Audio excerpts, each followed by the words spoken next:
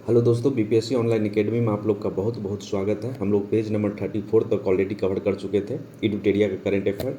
इसमें हम लोग का कवर करने वाले हैं पेज नंबर 35 से। और ये सेशन जो होने वाला है, जितने भी करंट अफेयर पूछा जाएगा, ये 6 मंथ का करंट अफेयर का ये बुक है जो जनवरी से लेकर जून तक कवर किया गया है। इसमें जो आने वाले एग्ज़ाम जो है 69th बीपीएससी है ये और अगले मंथ में जो होने वाला है आपका बीपीएससी टीईटी का एग्ज़ाम उस सब के लिए बहुत ही महत्वपूर्ण होने वाला है, या और भी कोई ऐसा एग्ज़ाम जो आने वाला है सबके लिए महत्वपूर्ण है। तो इतना से तो आपको मिनिमम अपडेट होना ही चाहिए। तो इसमें हम लोग देखेंगे नवीनतम पर्यावरण परिस्थितिकी, ठीक है। इसके तहत पहला टॉपिक हम लोग देखने वाले हैं 17वीं भारत वन स्थिति रिपोर्ट 2021, ठीक है। तो चलिए बिना टाइम गंवाए स्टार्ट करते हैं आज का सेशन। चलिए, तो आज का सेशन जो है यहाँ से स्टार्ट होगा। 17वीं भारत वन स्थिति रिपोर्ट 2021 में जो रिलीज़ किया गया था। तो बेसिकली ये पूछा जाएगा कि ये भारत वन स्थिति रिपोर्ट जो है किसके द्वारा जारी किया जाता है। तो भारत सरकार के पर्यावरण, वन और जलवायु परिवर्तन मंत्रालय के तहत जो है भारतीय वन सर्वेक्षण द्वारा प्रति 2 वर्ष पे प्रकाशित किया जाता है। ये सर्वप्रथम ये जो है 1987 में प्रकाशित किया गया था। ISFR 2021 रिपोर्ट की जो श्रृंखला अगर हम लोग देखें तो ये 17वीं वन स्थिति रिपोर्ट है, ठीक है। और जब ये प्रकाशित किया गया था 1987 में पहली बार, तो उस टाइम में एक साल के बाद राष्ट्रीय वन नीति के अनुसार 1988 में ये टारगेट लिया गया था इंडियन गवर्नमेंट के द्वारा कि जितना भी भूभाग है हमारे देश में उसका 33% भाग पर वन क्षेत्र होगा। हम लोग देखने वाले भारत में वनावरण कितना वनावरण है। भारत वन स्थिति रिपोर्ट 2021 के अनुसार भारत का वनावरण जो है 7,13,789 वर्ग किलोमीटर में फैला हुआ है, जो कुल भौगोलिक क्षेत्रफल का कितना है 21.71% है। ये डेटा याद रखिएगा, ये पूछा जा सकता है। 2019 की रिपोर्ट की तुलना में भारत में वन आवरण की जो संख्या है कितना बढ़ा है, 1540 वर्ग किलोमीटर जो है ये बढ़ा है। ये भी डेटा याद रखिएगा। पिछले साल की जब पिछला बार 16वीं वन स्थिति रिपोर्ट प्रकाशित हुआ था 2019 में, वहाँ से अगर हम लोग कंपेयर करें तो 1540 वर्ग किलोमीटर की वृद्धि दर्ज की गई है, जो पिछले वर्ष की रिपोर्ट की तुलना में कितना 0.22% अधिक है, ठीक है। अब है वृक्षावरण है। इस रिपोर्ट के अनुसार भारत में कुल वृक्षावरण जो है 95,748 वर्ग किलोमीटर में फैला हुआ है, जो कुल भौगोलिक क्षेत्रफल का 2.91% है। देखिए, जिसको हम सर्किल लगा रहे हैं उसको एकदम याद रखिएगा आप लोग। 2019 की रिपोर्ट की तुलना में जो भारत में वृक्षावरण है 721 वर्ग किलोमीटर जो है वृद्धि दर्ज की है, जो कि कितना है 0.76% है पिछले साल के कंपेयर में। मतलब पिछले साल का कहने का मतलब है यहाँ की 2019 के तुलना में। तो दो बातें यहाँ पे याद रखना। अगर हम लोग वन आवरण की बात करें तो 1540 वर्ग किलोमीटर अब बढ़ा है पिछले रिपोर्ट की तुलना में। अगर हम लोग वृक्ष आवरण की बात करें तो ये 721 वर्ग किलोमीटर फैला है। प्रतिशत में बात करें तो वन आवरण कितना बढ़ा है 0.22%, और अगर हम लोग वृक्ष आवरण की बात करें तो 0.76% बढ़ा है। अब यहाँ पे हम लोग देखने वाले हैं भारत में वन एवं वृक्षावरण के संपूर्ण आंकड़े देखेंगे। यहाँ पे अगर हम वनावरण की बात करें तो 7,13,789 स्क्वायर किलोमीटर में फैला हुआ है, जो कि कुल भूभाग का कितना है 21.71%। वृद्धि कितना दर्ज हुआ है 2019 की तुलना में तो 1540 वर्ग किलोमीटर स्क्वायर। और वृक्षावरण की बात करें तो 95,748 किलोमीटर स्क्वायर जो है इसमें वृक्षावरण है। और अगर हम लोग परसेंट की बात करें तो 2.91% है। और इस बार कितना बढ़ा है 2019 की तुलना में तो 721 वर्ग किलोमीटर, ठीक है। कुल अगर हम लोग बात कर लें तो 8,09,537 वर्ग किलोमीटर में फैला हुआ है वृक्षावरण प्लस वनावरण, जो कि कुल भौगोलिक क्षेत्रफल का 24.62% है। और वृद्धि की बात करें दोनों मिला के तो 2261 वर्ग किलोमीटर ये वृद्धि हुआ है। कंपेयर कर लेंगे क्षेत्रफल के अनुसार सर्वाधिक वन आवरण वाले राज्य कौन सा है, और क्षेत्रफल के अनुसार सबसे कम वन आवरण वाले राज्य कौन सा है। तो याद रखिएगा, वन आवरण की बात हो रही है तो मध्य प्रदेश में सबसे ज़्यादा क्षेत्रफल में वन आवरण है, जो कि 77,493 वर्ग किलोमीटर है। उसके बाद है अरुणाचल प्रदेश में, जहाँ पे है 66,431 वर्ग किलोमीटर और छत्तीसगढ़ में है 55,717 वर्ग किलोमीटर। ठीक है, तो ये डेटा याद रखिएगा, ये एग्जाम में एकदम पूछा जा सकता है। ठीक है, और सबसे कम कहाँ पे वन, ये है हरियाणा में। हरियाणा में कितना है, बस 1600 वर्ग किलोमीटर स्क्वायर में फैला हुआ है। पंजाब में कितना है, 1847 वर्ग किलोमीटर में फैला हुआ है। गोवा में कितना है, 2244 वर्ग किलोमीटर फैला हुआ है। तो सबसे कम वाला 3 राज्य ये है, सबसे ज़्यादा वाला 3 राज्य ये है। कंपेयर करने वाले हैं, वन आवरण में वृद्धि करने वाले राज्य सबसे ज़्यादा कहाँ पे हुआ, सर्वाधिक वृद्धि, और सर्वाधिक वन आवरण में नुकसान कहाँ पे हुआ है। ठीक है, तो सबसे ज़्यादा वृद्धि हुआ है आंध्र प्रदेश में, फिर तेलंगाना में, फिर उड़ीसा में। आंध्र प्रदेश में जो वृद्धि हुआ है 647 वर्ग किलोमीटर स्क्वायर, और तेलंगाना में हुआ है 632 वर्ग किलोमीटर, और उड़ीसा में हुआ है 537 वर्ग किलोमीटर। ये तीनों याद रखिएगा, क्योंकि अगर पूछा जाएगा कि सर्वाधिक वन आवरण जो वृद्धि हुआ है कहाँ पे, तो आंध्र प्रदेश, तेलंगाना, फिर उड़ीसा में। और सबसे कम कहाँ पे हुआ है, अरुणाचल प्रदेश में 257 वर्ग किलोमीटर, फिर मणिपुर का स्थान आता है, फिर नागालैंड का स्थान आता है। ठीक है, अब यहाँ पे हम लोग कंपेयर करेंगे प्रतिशत में। ठीक है, परसेंटेज में करेंगे, वन आवरण की बात हो रही है। तो सबसे ज़्यादा प्रतिशत कहाँ पे है जंगल वन आवरण है, तो ये मिजोरम में है 84.53%। उसके बाद है अरुणाचल प्रदेश में 79.33%, फिर मेघालय में है 76%। ये 3 राज्य है जो कि परसेंटेज में अगर देखें तो सबसे ज़्यादा यहाँ पे वन आवरण है। उसके बाद सर्वाधिक वन आवरण अगर केंद्र शासित प्रदेश की बात करें तो लक्षद्वीप में सबसे ज़्यादा है 90.33%। उसके बाद आता है अंडमान निकोबार। तो ये 2 केंद्र शासित प्रदेश है जिसमें अगर परसेंटेज के मामले में देखें तो सबसे ज़्यादा वन आवरण है। बात करने वाले हैं भारत में घने एवं खुले वन के आंकड़े। अगर हम लोग बहुत घने की बात करें तो सबसे ज़्यादा घने कहाँ पे है, ये अरुणाचल प्रदेश में 21,095 वर्ग किलोमीटर में फैला हुआ है। मध्यम रूप से घने वर्ग की अगर बात करेंगे, मीडियम डेंस फॉरेस्ट की बात करेंगे, ये वेरी डेंस फॉरेस्ट था, तो ये आता है मध्य प्रदेश। मध्य प्रदेश में 34,341 वर्ग किलोमीटर में फैला हुआ है। फिर अगर हम लोग खुले वन की बात करें, ओपन फॉरेस्ट की बात करें, तो मध्य प्रदेश में सबसे ज़्यादा है 36,465 वर्ग किलोमीटर। अन्य महत्वपूर्ण पॉइंट दिया हुआ है जो को समझना बहुत ज़रूरी है। तो देखिए, बाघ अभ्यारण्य में वन क्षेत्रफल जो है कितना है, 55,666.27 वर्ग किलोमीटर है, जो कि देश के कुल वन क्षेत्रफल का कितना है, 7.8% है। और टाइगर रिजर्व में कुल क्षेत्रफल है अगर बात करें तो 74.51। ठीक है, देश में बाघ अभ्यारण्य लगभग 74,710.53 वर्ग किलोमीटर के क्षेत्र में फैला हुआ है, जो भारत के कुल भौगोलिक क्षेत्रफल का लगभग कितना है, 2.27%। क्षेत्रफल के अनुसार सबसे बड़ा वन क्षेत्र वाला जो है नागार्जुन सागर, ठीक है, श्री सेलम टाइगर रिजर्व आंध्र प्रदेश, जिसका क्षेत्रफल कितना है, तो इसका है 2,932.95 वर्ग किलोमीटर में फैला हुआ है। प्रतिशत के अनुसार सबसे बड़ा वन क्षेत्र पक्के टाइगर रिजर्व अरुणाचल प्रदेश में है। पक्के टाइगर रिजर्व ये भी याद रखिएगा, पक्के टाइगर रिजर्व कहाँ है, ये है अरुणाचल प्रदेश में। जो अगर परसेंटेज के हिसाब से बात करें तो 96.83% है। रिपोर्ट के अनुसार देश के जंगल में कुल कार्बन स्टॉक जो है 7,204 मिलियन टन होने का अनुमान है। ये भी पूछा जा सकता है कितना कार्बन स्टॉक है हम लोग के पास, 7,204। और 2019 के अंतिम आकलन की तुलना में देश के कार्बन स्टॉक कितना थे, 79.4 मिलियन टन की वृद्धि हुई है। मतलब पिछले साल की तुलना में अगर हम बात करें तो लगभग 80 मिलियन टन की वृद्धि हुई है।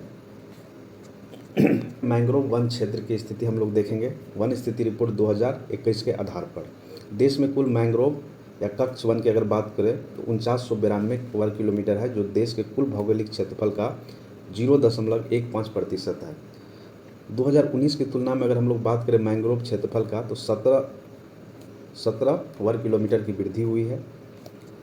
यहाँ पे देखेंगे मैंग्रोव के वृद्धि वाले राज्य और केंद्र शासित प्रदेश, तो प्रथम स्थान है पश्चिम बंगाल का। पश्चिम बंगाल में सबसे ज़्यादा मैंग्रोव की वृद्धि हुई है, कितना, 2,114 वर्ग किलोमीटर की वृद्धि हुई है 2019 की तुलना में। द्वितीय स्थान किसका है, गुजरात का, जो कि 1175 वर्ग किलोमीटर इंक्रीज हुआ है।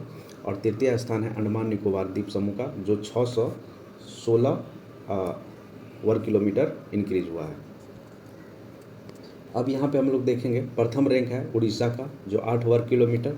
द्वितीय रैंक है महाराष्ट्र का 4 किलोमीटर और तृतीय स्थान है कर्नाटक का 3 वर्ग किलोमीटर में इतना ये क्या हुआ, वृद्धि हुआ है। तो सबसे ज़्यादा कहाँ पे हुआ है, कर्नाटक। सबसे कम कहाँ पे हुआ, कर्नाटक में।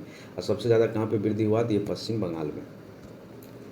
तो जो दिया था अभी 75 गो रामेश्वर स्थल है हमारे देश में। वर्ष 2022 के रामेश्वर स्थल में शामिल भारत की महत्वपूर्ण आर्द्र भूमियाँ। तो देखिए तभी तक तो, जब तक ये बुक रिलीज हुआ था तब तक तो 75 रामसर साइट था, लेकिन अब बढ़ गया होगा। तो एक बार आप लोग डेटा चेक कर लीजिएगा। आर्द्र भूमि संरक्षण हेतु 1971 में ईरान के रामसर में सम्मेलन हुआ था। इसके समझौता 1975 में प्रभावी हुए, मतलब जो बात हुई थी 1971 में प्रभाव में आए कब, 1975 में। भारत इसमें 1982 में सम्मिलित हुआ। विश्व में लगभग 2400 से अधिक रामसर स्थल है।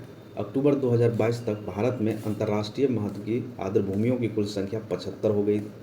75वां रामसर स्थल जो है, 75वां आर्द्र भूमि है, ये जम्मू कश्मीर का है। सालबुग आर्द्र भूमि को सम्मिलित किया गया था, जो हमारे देश के 75वां रामसर स्थल है। देखेंगे 2022 में कौन कौन सा ऐसा साइट है जो आर्द्र भूमि में सम्मिलित हुआ है। तो देखिए यहाँ पे खिजरिया वन्यजीव अभ्यारण्य है, जो फरवरी 2022 में सम्मिलित हुआ है, गुजरात से है। बखीरा वन्यजीव अभ्यारण्य फरवरी 2022 में सम्मिलित किया गया है, उत्तर प्रदेश से है। साख्य सागर जुलाई 2022 में मध्य प्रदेश से है। पाला आर्द्र भूमि ये जुलाई 2022 में सम्मिलित किया गया है, ये मिजोरम से है। पिचवरम मैंग्रोव जुलाई 2022 में सम्मिलित किया गया, तमिलनाडु का है। और पल्लीकरनई मार्स रिजर्व फॉरेस्ट जो है, ये तमिलनाडु का है, 2022 में इसको सम्मिलित किया गया है। उसके बाद है करिकिली पक्षी अभ्यारण्य, ये तमिलनाडु का है, जुलाई 2022 में सम्मिलित हुआ है। उसके बाद है कुंथनकुलम पक्षी अभ्यारण्य, तमिलनाडु का है, अगस्त 2022 में सम्मिलित किया गया है। मन्नार की खाड़ी समुद्र बायोस्फीयर रिजर्व है, 2022 में सम्मिलित किया गया, ये भी तमिलनाडु से है। उसके बाद बेम्बनूर वेटलैंड कॉम्प्लेक्स, ये तमिलनाडु से है, ये भी 2022 में सम्मिलित किया गया है। बेलोडो पक्षी अभ्यारण्य अगस्त 2022 में सम्मिलित किया गया, तमिलनाडु का साइट है। वेदांथंगल पक्षी अभ्यारण्य अगस्त 2022 में किया गया है, तमिलनाडु से है। उसके बाद है उदयमार्थनपुरम पक्षी अभ्यारण्य, ये तमिलनाडु का साइट है, 2022 में सम्मिलित किया गया था, अगस्त 2022 में। चित्राकुटी पक्षी अभ्यारण्य, ये भी तमिलनाडु से है, अगस्त 2022 में सम्मिलित किया गया है। नेक्स्ट है सुचिंद्रम थेल्लूर वेटलैंड कॉम्प्लेक्स, तमिलनाडु से है, ये भी अगस्त 2022 में किया गया। बुडुबुड़ पक्षी अभ्यारण्य ये तमिलनाडु का है, ये भी अगस्त 2022 में सम्मिलित किया गया है। कांजीरकुलम पक्षी अभ्यारण्य ये भी तमिलनाडु का है, 22 में सम्मिलित किया गया है। सतकोशिया गौड़ ये 2022 में सम्मिलित किया गया, उड़ीसा से है। तपाड़ झील ये उड़ीसा से है, अगस्त में किया गया है। असुम्पा झील ये उड़ीसा के है, अगस्त 2022 में किया गया है। हीराकुंड जलाशय को अगस्त 2022 में किया गया है। और हीराकुंड बांध कहाँ पे है, महानदी पे है, ठीक है, कहाँ पे, उड़ीसा में। सिरपुर वेटलैंड ये मध्य प्रदेश के है, अगस्त 2022 में सम्मिलित किया गया है। यशवंत सागर ये मध्य प्रदेश का साइट है, 2022 में इसको भी सम्मिलित किया गया है। थाने क्रिक जो है ये महाराष्ट्र का साइट है, ये अगस्त 2022 में सम्मिलित किया गया है। नंदा झील ये गोवा का है, अगस्त 2022 में सम्मिलित किया गया है। रंगन थिट्टू पक्षी अभ्यारण्य ये कर्नाटक के है, ये अगस्त 2022 में सम्मिलित किया गया है। हाइगम वेटलैंड कंजर्वेशन रिजर्व यह जम्मू कश्मीर का है, अगस्त 2022 में सम्मिलित किया गया है। सालबुग वेटलैंड कंजर्वेशन रिजर्व जो 75वां है, और ये साइट कहाँ के हैं, जम्मू कश्मीर के है, जो कि अगस्त 2022 में सम्मिलित किया गया। अगर हम लोग सबसे ज़्यादा वेटलैंड की बात करें तो सबसे ज़्यादा वेटलैंड जो है वो तमिलनाडु से है, ठीक है।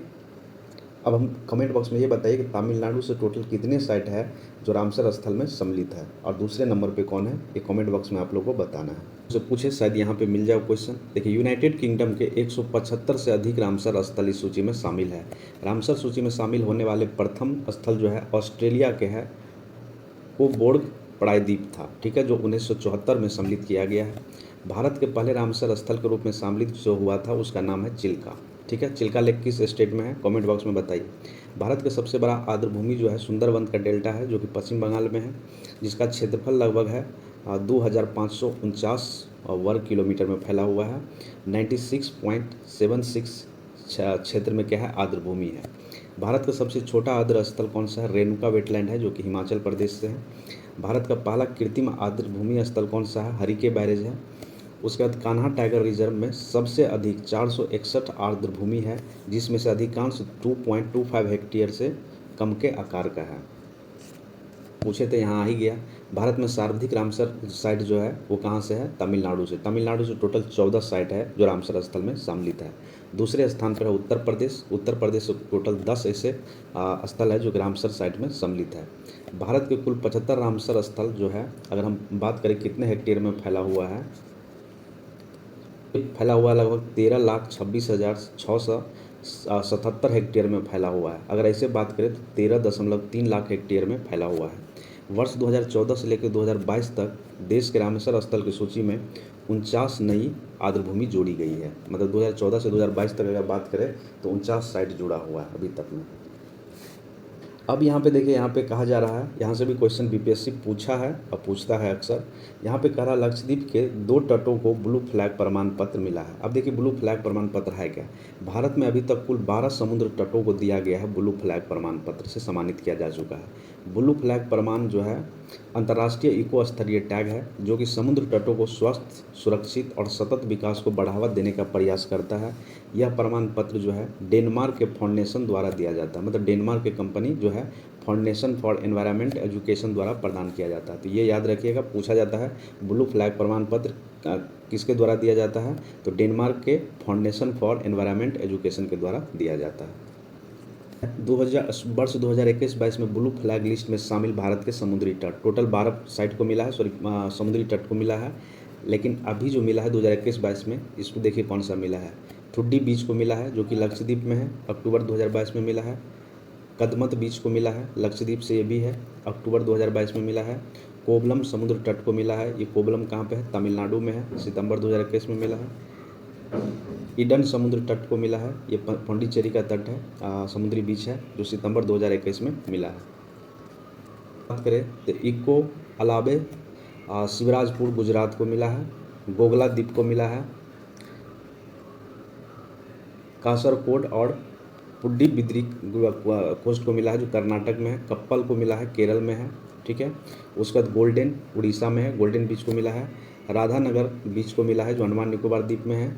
समुद्र तट ब्लू फ्लैग लिस्ट में शामिल है। मतलब टोटल अभी तक कितने 12 ऐसे समुद्री तट है जिसको ब्लू फ्लैग मिला है। तो ये सब नाम है और लेटेस्ट वाला नाम आप लोग याद रखिएगा।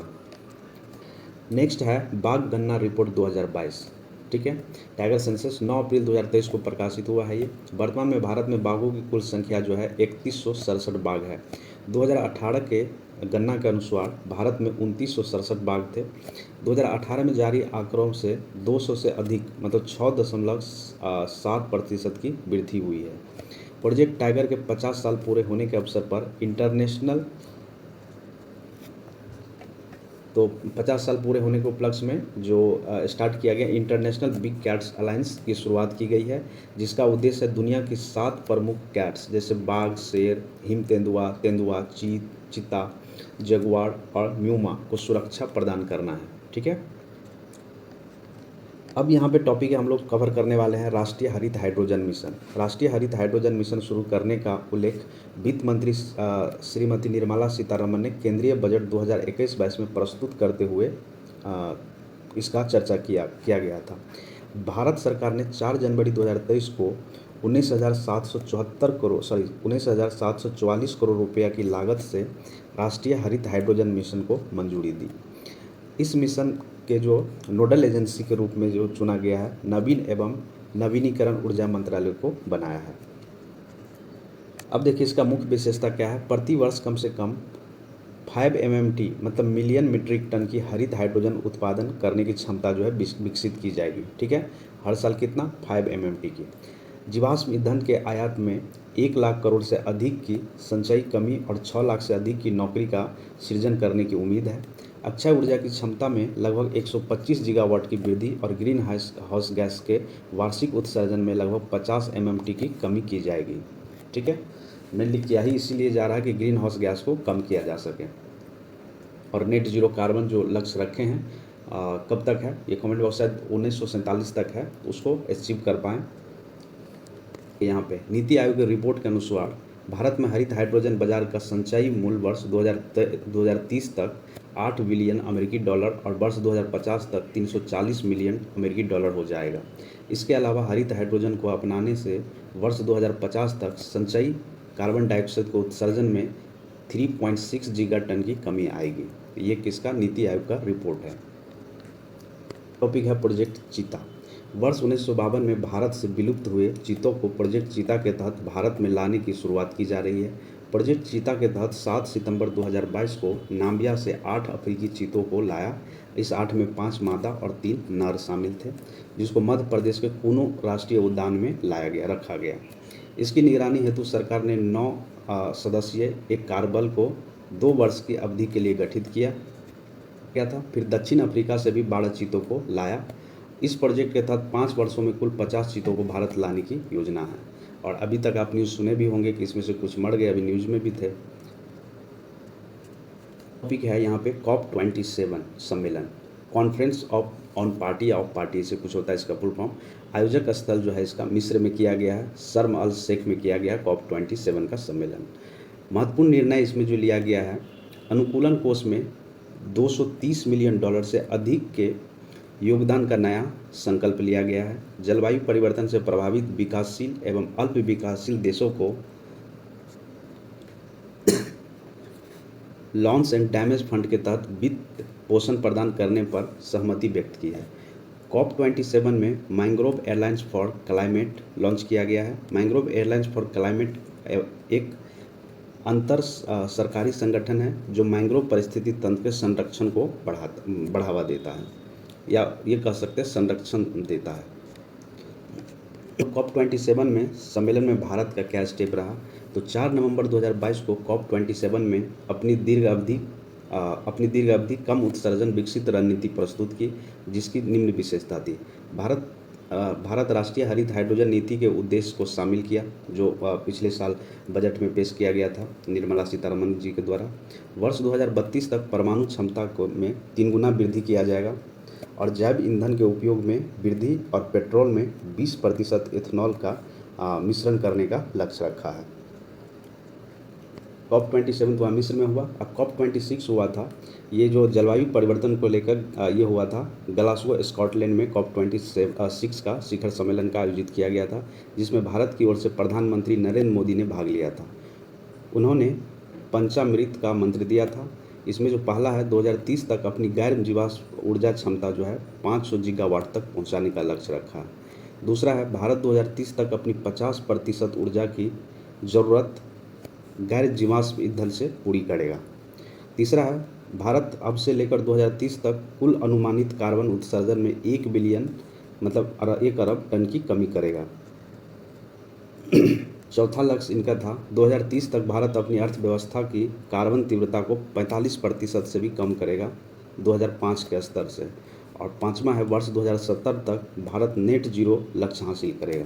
ठीक है, तो ये सारे टारगेट है इंडिया का। COP27 में इसकी जानकारी नरेंद्र मोदी जी के द्वारा दिया गया था। देखने वाले हैं, केंद्र सरकार के द्वारा 2022-23 में लाए गए अधिनियम, जैसे वन संरक्षण नियम लाया गया 2022 में। इसमें पर्यावरण, वन, जलवायु परिवर्तन मंत्रालय ने वन संरक्षण अधिनियम 2022 को वन अधिनियम 1980 के तहत अधिसूचित किया है। उसके बाद दूसरा अधिनियम लाया है वन जीव संरक्षण संशोधन अधिनियम 2022। यह अधिनियम 1 अप्रैल 2023 को लागू हो गया। इसके तहत 1972 में के वन जीव संरक्षण अधिनियम में संशोधन किया जाएगा। उसके बाद बैटरी अपशिष्ट प्रबंधन अधिनियम लाया गया 2022 में। इसमें कहा गया, सरकार ने 24 अगस्त 2022 को इस नियम को प्रकाशित किया ताकि बेकार बैटरियों को जो पर्यावरण में या कहीं फेंक दिया जाता है उसको रीयूज में लाया जाए। ई कचरा प्रबंधन अधिनियम 2022 लाया गया। 2 नवंबर 2022 को इस नियम को अधिसूचित किया गया। ई कचरा प्रबंधन अधिनियम 2016 की जगह 1 अप्रैल 2023 को प्रभावी होगा। उसके बाद प्लास्टिक अपशिष्ट प्रबंधन संशोधन अधिनियम 2021 लाया गया। 12 अगस्त 2021 को इस अधिनियम को अधिसूचित किया गया। इस नियम के अनुसार पूरे देश में 1 जुलाई 2022 से जो एकल प्लास्टिक वाले वस्तु है उसका निर्माण, आयात, बिक्री पर क्या कर लिया गया, पूर्ण रूप से प्रतिबंध लगा दिया है। ये डेट याद रखिएगा, 1 जुलाई 2022 से प्रतिबंध लगा दिया गया। अब यहाँ पे हम लोग देखेंगे इन्वायरमेंट टू द पॉइंट। ठीक है, यहाँ पे है 7 जून 2023 को हवाई में स्थित सक्रिय ज्वालामुखी किलाओ में विस्फोट हुआ। कमेंट बॉक्स में बताइए हवाई आइलैंड कहाँ पे है। पर्यावरण, वन और जलवायु परिवर्तन मंत्री जो है भूपेंद्र यादव ने 15 मई 2023 को नई दिल्ली में मेरी लाइफ नामक एक मोबाइल एप्लीकेशन का शुभारंभ किया। यह ऐप पर्यावरण को बचाने में नागरिक, विशेषकर युवाओं की शक्ति को प्रदर्शित करेगा। यूरोपीय संघ, जिसको यूरोपियन यूनियन बोलते हैं, ने ग्रीन हाउस गैसों के उत्सर्जन को कमी करने के लिए फिट फॉर 55 नाम से एक व्यापक जलवायु कार्यक्रम योजना पेश की है। इसका उद्देश्य है कि 2030 तक शुद्ध ग्रीन हाउस गैस उत्सर्जन को कम से कम 55% तक कम करना है। ब्रिटेन के प्रधानमंत्री ऋषि सुनक ने ब्राज़ील के अमेजन फंड में $101 मिलियन से अधिक का योगदान देने की घोषणा की है, जो कि दक्षिण अमेरिकी जो वन है उसके कटाई पर रोक लगाने का प्रयास करेगा। अब देखिए, एक संस्था है जिसका नाम है United nation economic and social commission for Asia and the Pacific ने हाल ही में रेस टू नेट जीरो शीर्षक से एक रिपोर्ट जारी की है। मई 2023 में यूनाइटेड नेशन इन्वायरमेंट प्रोग्राम द्वारा turning of the tap, how the world can and the plastic pollution and create a circular economy शीर्षक से एक रिपोर्ट जारी की है। नेक्स्ट पॉइंट है राष्ट्रीय बाघ संरक्षण प्राधिकरण NTCA ने हाल ही में यह घोषणा की है कि अरुणाचल प्रदेश में दिबांग वन्यजीव अभयारण्य को जल्द ही बाघ अभयारण्य के रूप में अधिसूचित किया जाएगा। इस कदम से इंदु मिसमी नामक जनजाति के अशांत उत्पन्न हो गई है, क्योंकि उसका मानना है कि यह टाइगर रिजर्व वन उसकी पहुंच में बाधा बनेगा। ऑस्ट्रेलिया ने कार्बन डाइऑक्साइड के उत्सर्जन को कम करने के लिए सेफगार्ड मैकेनिज्म लॉन्च किया गया है। 9 अप्रैल को गज उत्सव 2023 का उद्घाटन काजीरंगा राष्ट्रीय उद्यान असम में किया गया है। इसके द्वारा द्रौपदी मुर्मू के द्वारा किया गया है। आगे तमिलनाडु सरकार ने थनथाई पेरियार वन्यजीव अभयारण्य को राज्य का 18वां अभयारण्य घोषित करने का निर्णय लिया है। अगला है ट्रांसलोकेशन प्रोजेक्ट के तहत गुजरात सरकार ने 40 उपवयस्क एशियाई शेर को राज्य में बरडा वन्यजीव अभयारण्य में स्थानांतरित करने का योजना बनाई है। ठीक है, तो याद देखिए, जो भी यहाँ पे किसी वन्यजीव अभयारण्य की बात हो रही है तो कहाँ पे है ये लोकेशन एक बार ज़रूर देख लीजिएगा। संयुक्त राष्ट्र का विश्व मौसम विज्ञान संगठन ने global green house gas monitoring infrastructure पेश किया है, जिसका उद्देश्य ग्रह वार्मिंग प्रदूषण को मापने में बेहतर तरीका प्रदान करना और नीतिगत विकल्पों को सूचित करने में मदद करना। भारत में बड़ी बिल्लियों की रक्षा के लिए अपने नेतृत्व में एक मेगा वैश्विक गठबंधन शुरू करने और $100 मिलियन की गारंटीकृत धनराशि के साथ 5 वर्षों के समर्थन का आश्वासन दिया है। और प्रस्तावित इंटरनेशनल बिग कैट अलायंस 7 बड़ी बिल्ली जैसे बाघ, शेर, तेंदुआ, हिम तेंदुआ और क्या है म्यूपा, जगुआर और चीता के संरक्षण और पुनर्वास की दिशा में काम करेगा। राष्ट्रीय ऊर्जा एजेंसी के द्वारा CO2 इमिशन इन 2022 रिपोर्ट के अनुसार 2022 में वैश्विक ऊर्जा संबंधी CO2 उत्सर्जन में 1% कम की वृद्धि हुई है। आगे पॉइंट है, अमृत धरोहर योजना के तहत उद्देश्य है कि आर्द्र भूमियों को इष्टतम उपयोग को बढ़ावा देकर उसका संरक्षण करना। मिष्टी योजना का मुख्य उद्देश्य है कि समुद्र तट के किनारे मैंग्रोव वृक्षारोपण करना। ये याद रखिएगा, इस बार के बजट में ये टर्म जो है यूज़ किया गया था, तो याद रखिएगा मिष्टी योजना के तहत क्या किया जाएगा, समुद्र किनारे मैंग्रोव वृक्षारोपण किया जाएगा। देश में तटीय इलाके में मैंग्रोव पौधे रोपे जाएंगे। आगे है, केंद्र सरकार ने गुजरात के एक क्षेत्र गिर में एशियाई शेरों के संरक्षण के लिए line@47 विजन फॉर अमृतकाल योजना का अनावरण किया है। 1972 में हुए स्टॉकहोम सम्मेलन में 50 वर्ष पूरे होने के उपलक्ष्य में स्वीडन की राजधानी स्टॉकहोम में स्टॉकहोम प्लस 50 का आयोजन किया गया। संयुक्त राष्ट्र महासागर सम्मेलन 2022 केन्या और पुर्तगाल की सहमेजबानी में लिस्बन में आयोजित किया गया। यह सम्मेलन लिस्बन घोषणा पत्र के साथ समाप्त हुआ। ये क्वेश्चन इंपॉर्टेंट है। प्रधानमंत्री मोदी ने गुजरात के केवड़िया में स्थित स्टैट्यू ऑफ यूनिटी से लाइफ मिशन स्टार्ट किया, जिसका मतलब होता है लाइफ स्टाइल फॉर इन्वायरमेंट का शुभारंभ किया। इसका उद्देश्य पर्यावरण की रक्षा करना, संरक्षण करना, व्यक्तिगत एवं सामूहिक कार्रवाई को बढ़ावा देना। इसके अंतर्गत कम से कम 80% गाँव और शहरी स्थानीय निकाय को 2028 तक पर्यावरण के अनुकूल बनाने का लक्ष्य निर्धारित किया गया है। आगे है केंद्रीय पर्यावरण, वन और जलवायु परिवर्तन मंत्री भूपेंद्र यादव ने 28 सितंबर 2022 को दुबई और संयुक्त अरब अमीरात में हुए 8वां वर्ल्ड ग्रीन इकोनॉमी समिट के दौरान हुए मंत्री स्तरीय गोलमेज सम्मेलन में भारत का प्रतिनिधित्व किया। नवंबर 2022 में संयुक्त राष्ट्र पर्यावरण कार्यक्रम द्वारा मतलब यूनाइटेड नेशन एनवायरनमेंट प्रोग्राम द्वारा अनुकूलन अंतराल रिपोर्ट 2022 जारी की गई। जम्मू कश्मीर का पल्ली पंचायत भारत का पहला कार्बन न्यूट्रल पंचायत बन गया। बहुत इंपॉर्टेंट क्वेश्चन है, इसको एकदम याद कर लीजिए आप लोग। जम्मू कश्मीर का पल्ली पंचायत भारत का पहला न्यूट्रल पंचायत बन गया है। जनवरी 2023 से वायु गुणवत्ता प्रबंधन आयोग ने दिल्ली और इलाके आसपास के शहरों को उद्योग, घरेलू और अन्य विविध कार्यों में कोयले के उपयोग पर प्रतिबंध लगा दिया है। यमुना पर आज़ादी का अमृत महोत्सव कार्यक्रम में अर्थ गंगा अवधारणा के तहत नई पहल की शुरुआत की गई है, जैसे जलज पहल। इसका उद्देश्य गंगा नदी के तटों के आसपास आजीविका के अवसर बढ़ाना। इसकी शुरुआत 26 स्थानों पर की गई है। प्राकृतिक खेती और पर्यटन संबंधी पोर्टल एम अवतार स्थानीय उत्पादों को विपणन को बढ़ावा देना एवं पर्यटन को सुविधाजनक बनाना। भारत टैप पहल क्या है? आवास और शहरी मामले मंत्रालय का उद्देश्य इसके तहत कम बहाव वाले टैप और फिक्सचर के उपयोग को बढ़ावा दिया जाएगा। जलदूत ऐप लॉन्च किया गया है ग्रामीण विकास मंत्रालय के द्वारा। इसका उद्देश्य है इसका प्रयोग गांव में चयनित कुओं के जल स्तर की पहचान करने के लिए किया जाएगा। उसके बाद UNCCD के COP15 का आयोजन कोटे डी आइवरी में